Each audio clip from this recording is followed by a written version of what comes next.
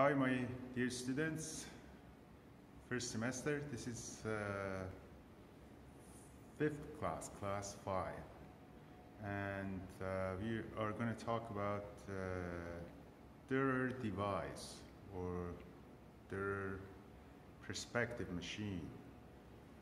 Dürer is a master of drawing from the Renaissance. He's German and he can draw very well, but he built this device to make sure that his drawing is correct. What are the bases for their device? This is what we're going to talk about. It's a good way to continue our 2D studies. This is the second class on 2D studies and the last class on 2D studies. Next week, we're going to start 3D studies, and it's going to go for ever 3D studies. See you soon when my student comes with the mask.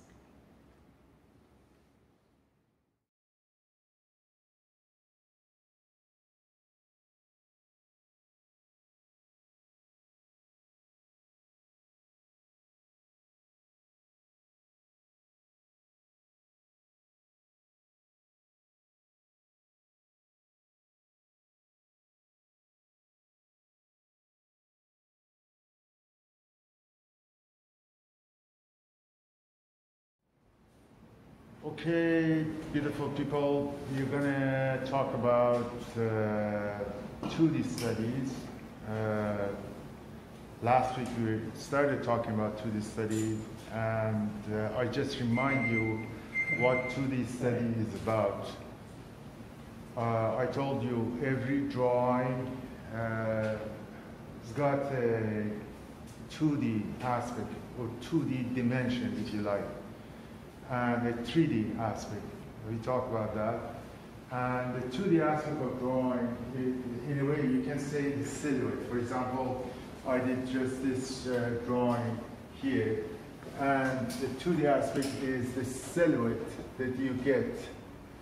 And the silhouette is important because that gives you the base that you can work on. And by the way, pay attention, the silhouette is different than the outline. For example, on the leg, outline still could go in, but the silhouette is just, if you make the pose totally flat, then you get the silhouette. Silhouette is when you really get rid of the third dimension, right? You eliminate one dimension and you get the silhouette, right? That's the silhouette. And we studied that, and then when you, and I told you, we have this ability to flatten the image that we see in our head, and then study the relationship between different parts. And that's the power of the 2D study. We talked about this before. Today we're going to study another way of 2D studies that is based on Durer Device. Durer is a I wrote it here. You can search on your phone. Durer is a master of drawing from the Renaissance. And he created this device.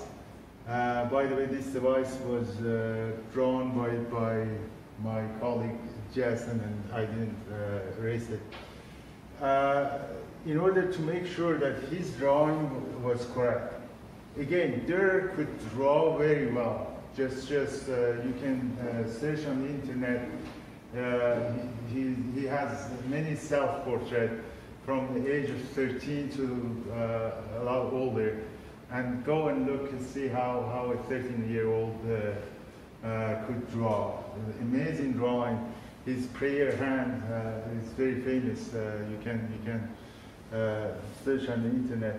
anyways, he could draw very well, but he was not sure that what he was seeing was an objective interpretation of the pose and the model. And I don't blame him because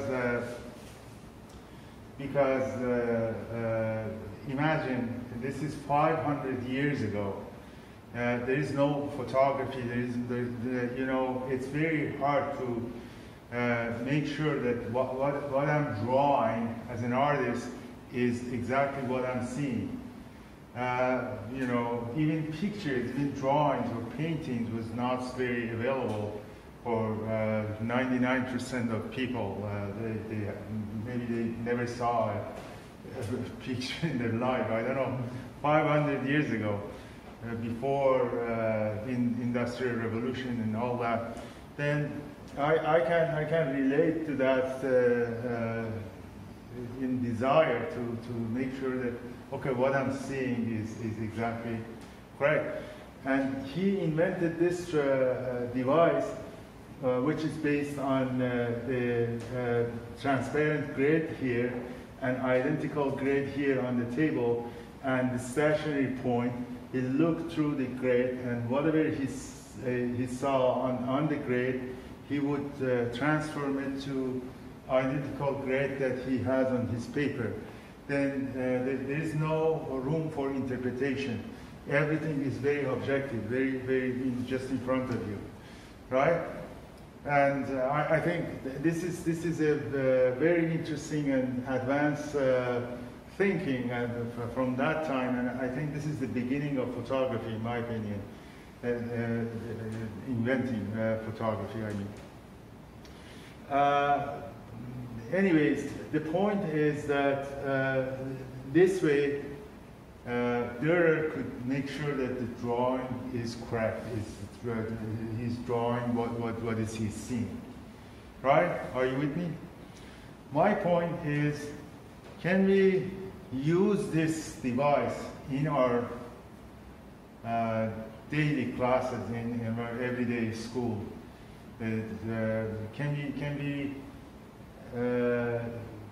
build this in a portable way that we can carry it every day to school and use it while we draw? That's the question for you. Can we do that? Not physically, probably. Not physically? But probably mentally. Exactly. In fact, later I'll show you, and I prove it to you, that we have this device already built in. The reason that Dürer could make this device is that this device already is in our head. We have this ability. He just discovered this. You know, it's not that there is something strange about it. He discovered that we have this ability, but I'm not sure if he was aware of that or not. Yes, we can build this device mentally. We already have built it and use it. Let me be more specific. This device has three components. One is the stationary point. Two is the transparent grid. And three is the grid on the paper, right? For the stationary point, we don't need to do much. The thing is that when we draw, we settle down in a stationary position and we start drawing when we draw what we see. We do it like that. It's pretty much the stationary point. We don't want to be mathematically accurate. Dürer wanted to be that way. He wanted to make sure that what he's seeing is real. But the grid, the components number 2 or 3, the grid on the imaginary grid and the grid on the paper is important. For graphically on the imaginary grid, you have seen this at high school. They tell you use your pencil and measure. This is exactly a replacement for this grid. You know, when you do this, you know, a grid is created by vertical and horizontal line. You have this, and we are very sensitive towards vertical and horizontal line. Maybe we were not in the beginning, but as I mean, when we were cavemen, when we started building, making buildings, and then we are very sensitive towards vertical and horizontal because of the gravity and because of the especially man-made environment. Whatever reason is that, we are very sensitive towards those. Then we can replace this grid by making a grid like that. Of course, we don't have the squares, I know, but we can choose a unit and make up for the squares very well. This is something that, again, a lot of people know. They teach you in high school that this is how you measure it. But I think we can do this without even doing this. I mean, just by eyeballing. Right? That's why I'm saying it's built in. We do this with eyeballing, without even, but this is more accurate. If you want to be way accurate, you should build that device physically.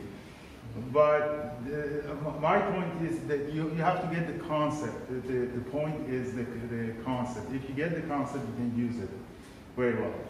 Then this part of the device, I mean the grid, is easily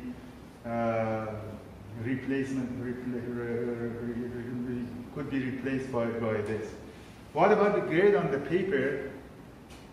The grid on the paper, if you pay attention, there is no professional drawing pad that is not a square. You might find a wishy-washy drawing pad for something else. I don't know. I've never seen a circle drawing pad. It's always right angle. Why? Why is right angular? Why we are all sort of? I hate this mask. Is killing me. I have to be very careful not using bad language use this mask. But anyway, especially this one, the blue one was better. This white one is really bad. Anyways, it's frustrating me. I mean, I cannot concentrate. Anyway, sorry guys at home. That's what is this beautiful COVID something. Yeah. Anyways. You have never seen a drawing pad that is not square, and there is a good reason for that. Because, again, you remember in previous classes I told you we have a imaginary frame. I really believe that. This is, again, something is built in, or maybe, again, because of the civilization and you know, man-made area, we have this imaginary frame when we see things. We have a picture already, not just see things, but we see it in a frame. And the drawing pad is like a frame again. And that frame again, I mean the edges of the drawing pad by frame, I mean. That is following your verticals and your horizontals. You know, if we replace our transparent grid with vertical and horizontal, on the paper we have the vertical and horizontal. That's kind of replacement for the grid on the paper, and we adjust things based on that.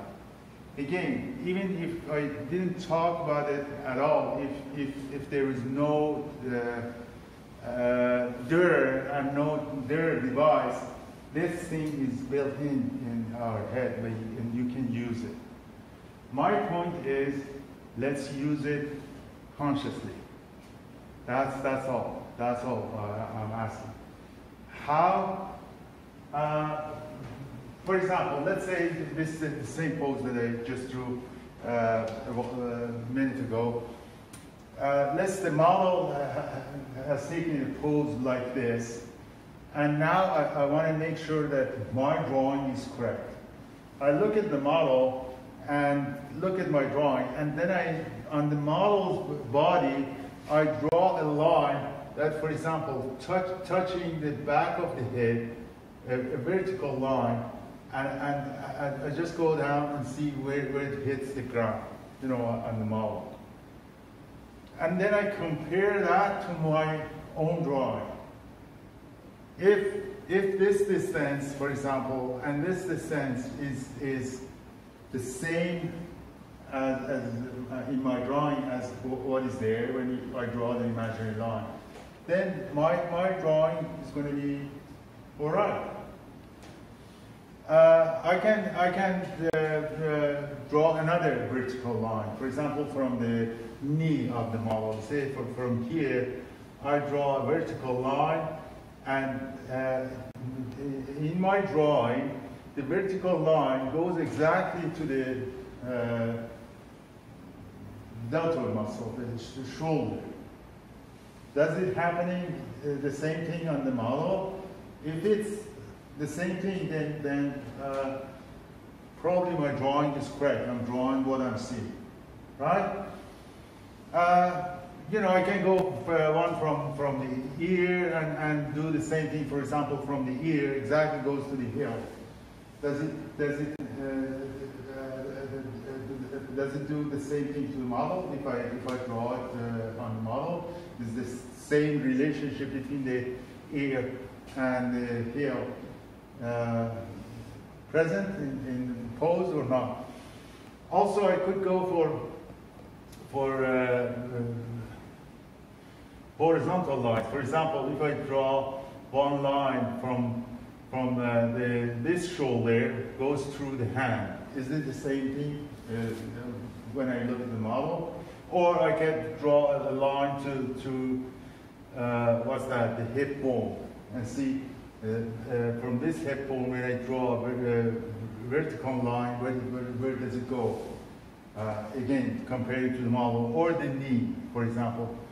I can draw these lines and should make sure that my drawing is correct. Again, correct meaning I'm drawing what I'm seeing. But as you see, the more I draw these lines or check lines to make sure that my drawing is okay, it becomes like Durer's grid. The only difference is that these are not square, but the square, being square is not the point. The point is correct relationship, right? Plus, I could do measure, choose one head and see if this one head as a unit, with my pencil again as a unit, like that, and then see how many heads. For example, 1, 2, 3, 1, 2, 3, 4, 5, 6, 7, almost 8, 7 3/4. This is the proportion of my drawing, and then compare it to the model and see that the same proportion. Usually, normal proportion is 7.5, 7 3/4 head. But proportion, I think I told you before, it's a funny thing. It's a subjective thing. We'll talk about proportion again, and then I'm not very insisting on this measuring. It creates more problem than solving problem, in my opinion. But I insist on knowing the idea that how we can flatten things in our head, how we can see these vertical and horizontal lines in our head, how the Durer device is built in our head, and that's why Durer discovered that. And unleash it, let it go, let it be active, and you can use it in your drawing, even without doing this, just by flipping, by looking at the model, using this capacity that you have already in our head. But I call the whole thing the Durer device, but it's way beyond the Durer device, our discussion. I hope I'm right. I believe I'm right, but again, I'm open to any question, any discussion. And these are my own experience in teaching figure drawing. I've never discussed it with someone that is an expert on this thing. I don't know, but I really believe we have this device in this capacity in our head. The last point that I want to make is now I'm teaching you how to draw what you see, but later in the third semester, I'm going to beg you, please don't draw what you see. You know, this is something that I just want to let you know from the beginning. I will explain why I'm going to beg you. Don't draw what you see, don't copy. But this ability to see is important. You need that. 2D study, again, I told you last class, 2D study is important. You have to have that sensitivity towards 2D study. But the purpose of drawing is 3D aspect of drawing. The purpose, especially for animation, is all 3D. All right? Just, I want to say that now I'm pushing you to draw what you see. Later I'm going to say, oh no, don't do that. Don't be surprised if I sort of say something opposite to what I'm saying. Are you with me so far? Now you're going to have 5-minute pauses. The model is going to have 5 minutes. You just keep going. You please do 1-minute gesture, and then when you do your 1-minute gesture, start checking your gesture by these horizontal, vertical lines, by each based on the concept of Durer device. Try to flatten that pose in your head and try to study the relationship between different parts and try to get an accurate drawing. This is your task. Is that clear? Okay, please, let's have 5-minute pauses.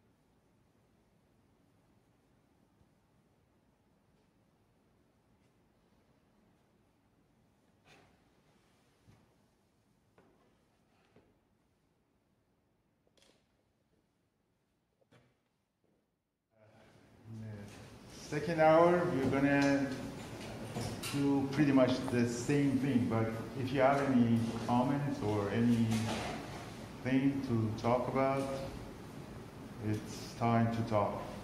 You were not here first hour. I'm going to explain it to you separately. We are talking about the Durer device and how this device is basically the principles of the device is built on our mind, and we can use that, and we are already using it. Actually, you're using it, but just my job was to make you aware of this capacity that we have and use it consciously. If you don't have anything to add, then we're going to do the same thing. Second hour, we're going to do the 2D studies. You can combine the negative space and then also these vertical, horizontal lines that we borrow from the Durer device. You can combine this and do a better job on the 2D studies. For your homework, also practice both. I mean, both vertical and horizontal line and negative space as well. Okay? Please, let's have 5 minutes. Just keep going.